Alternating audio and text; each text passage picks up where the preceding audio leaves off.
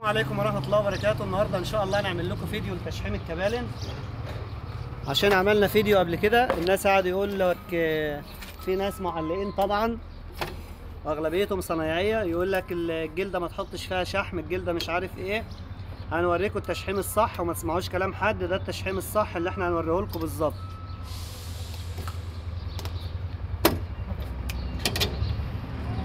تشحيم الكبالن طبعا اي حد يشحمها، ممكن تشحمها بنفسك، مش شرط تروح لصنايعي.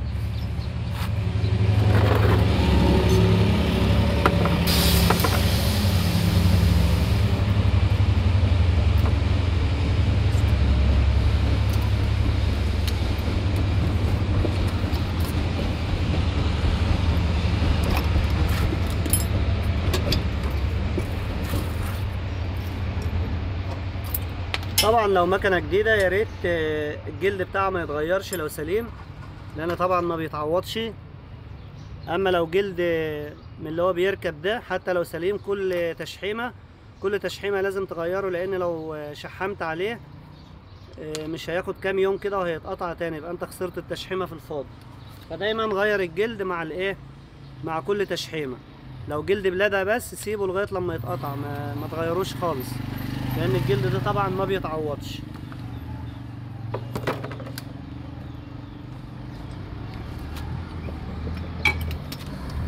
طبعا هنشيل جلد الطعميه اللي محطوط ده. في ناس كتير طبعا بتحكم الكوبلن، بتحكمه حكمه جامده، طبعا كده غلط.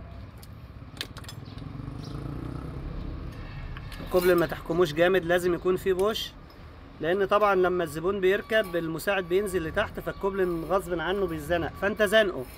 لما يجي الزبون يركب هيتزنق اكتر، هيزنق المكنه او يعمل فيها رعش. فيا ريت ما تزنقش بجلد الطعميه جامد، تخلي العمود دايما فيه بوش معاك.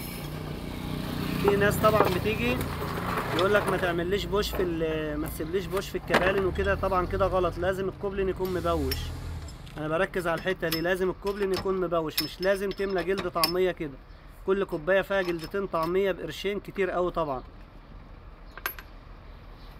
كل جنب جلد الطعميه واحده، سيب الكوبلن مبوش عشان يريح المكنه في المشي. طبعا بنطمن على الكوبايات الاول،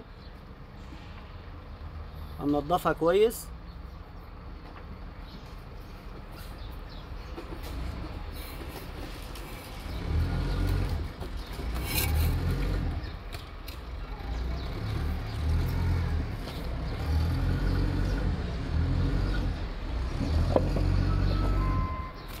الكوبايه طبعا لازم نبص على الشفك بتاعتها كويس من جوه، ولازم تتنضف من الشحم القديم كويس.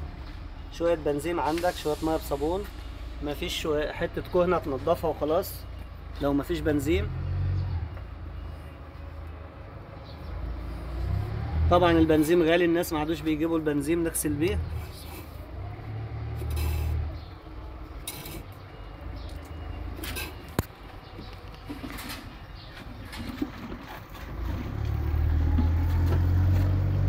هنبص بقى نطمن على الكوبايات بنفسي كده.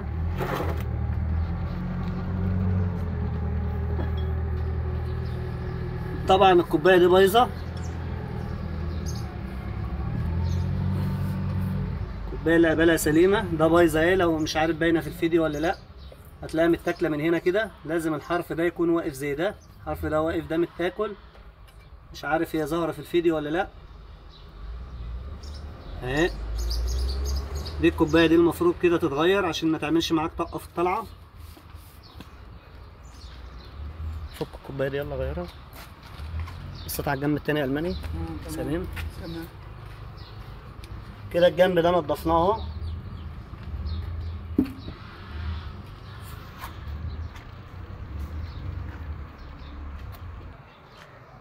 بالنسبه للجلد يا جماعه، الجلد الار سي ده انواع طبعا، هو منه نوعين او 3 انواع عشان الناس ما تختلفش في الاسعار. يقول لك الجلده ديتي مثلا عند المحل دي غاليه وعند دي رخيصه، لا، هو نوع. شوف الجلده عامله ازاي، الاصليه والعاديه عامله ازاي، وفي جلده كمان ناشفه ار سي، نفس الكيس ونفس كل حاجه اهي.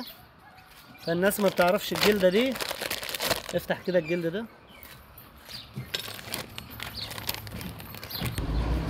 الجلده ايه الاصليه اهي.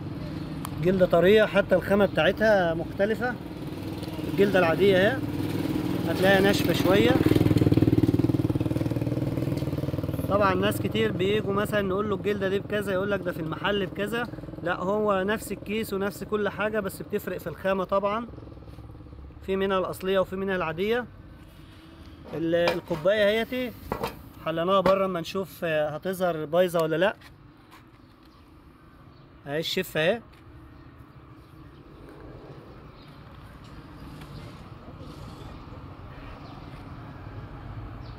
مش عارف ظاهره لكم من جوه ولا لا في الكاميرا، ملهاش شفه خالص. بالنسبه للصلايب، في ناس بتغلط الغلطه دي. الصليبه دي المكنه دي موديل عالي، ما ينفعش يركب لها الصليبه دي لان مبوشه فيها طبعا. لازم يجي لها الصليبه بتاعتها. دي بتبقى تخينه شويه من النص، لو لاحظت كده هتلاقي الصليبه دي تخينه، انما دي رفيعه من هنا. فكل موديل ليه صليبه، يعني ما ينفعش الصليبه دي تركب مكان دي بتاع المكبس، تعمل رجه في المكنه وهي ماشيه، لان الصليبه هتبقى مبوشه. بقيت على المكبس يلا. ودي برضو دي الصليبه دي بتاعتها اهي، بس متاكله برضو، ولازم تعرف التاكل ازاي. يعني الصليبه اتاكلت من هنا، دي اللي فيها الكوبايه اللي بايظه. الصليبه رفعت من هنا، العمود بتاعها رفع من هنا، لازم دي طبعا تتغير. لازم تاخدوا بالكم من الحاجات دي، ولازم الصليبه تكون بتاعتها، ما تكونش اللي هي الرفيعه دي. دي بتاع الموديلات الواطيه من 2013 2014 وانت نازل. كل موديل ليه صليبه وليه كوبايه. ركب يلا الكوبايه الجديده.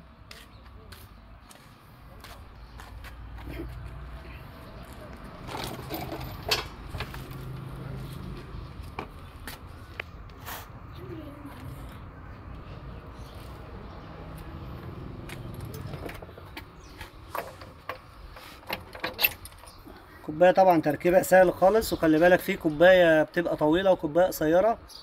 كوبايتين اللي جهه الفرده اللي هي القصيره، وفي واحده وسط وواحده طويله. طبعا الطويله بتبقى في الموديلات العاليه على الجنب الشمال، والموديلات الواطيه بتبقى على الجنب اليمين. خد بالك من الملحوظه دي برضه. الموديلات الواطيه الطويله بتبقى في الجنب اليمين جهه الموتور. الموديلات العاليه الطويله بتبقى على الشمال عكس التانيه بالظبط. وطبعا دي موديل ودي موديل. الكوبايه التانيه بتبقى قصيره شويه.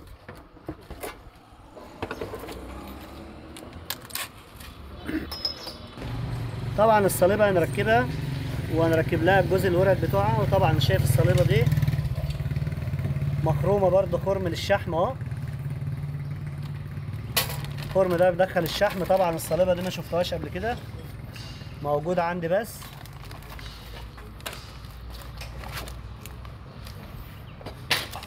طبعا هنركب الجلد الاصلي اهو. ركب يا ايوب يلا.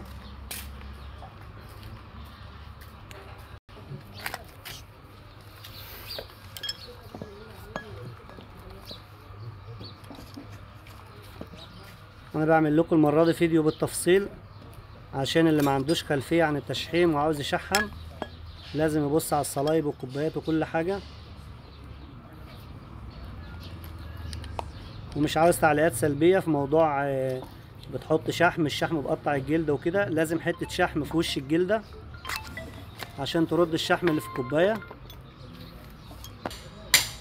طبعا الشحم هنحط حته صغيره خالص في وش الجلده.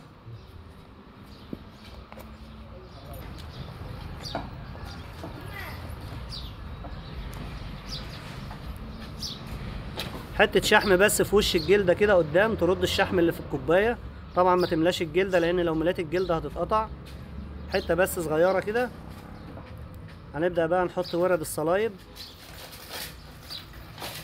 هنحط وردتين ماشي، وهتيجي تركز في الكوبايه. لو ما قبلتش معاك الوردتين ممكن تشيل ورده منهم. ما قبلتش بتشيل ايه الوردتين، تحط من غير ورد. يعني لو الكوبايه فيها خلوص بنحط الوردتين دول عشان ما تعملش طقطقه وهي ماشيه.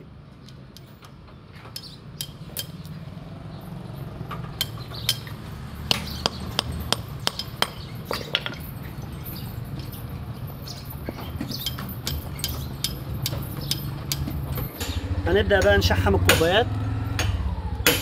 هنحط في كل جنب جلدة واحدة، حتة شحم الأول وبعد كده الجلدة. طبعا القرش خليها لجوه. حط جلدة في الجنب ده وجلدة في الجنب ده عشان ما نزنقش الكوبلين.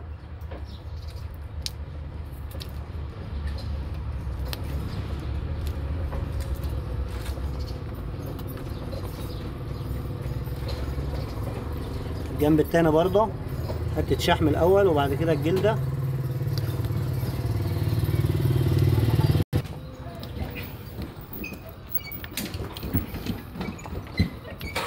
طبعا هنكبس الكوبايات كويس شحم.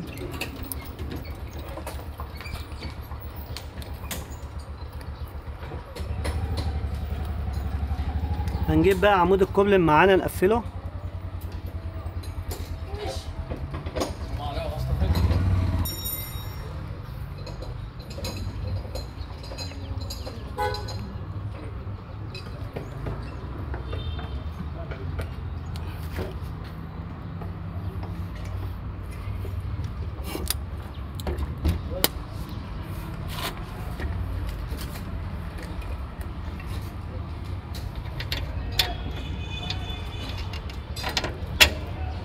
طبعا الشحم اللي طلع من الكوبايه ده هنكبسه جوه الكوبايه قبل ما نقفل الجلده.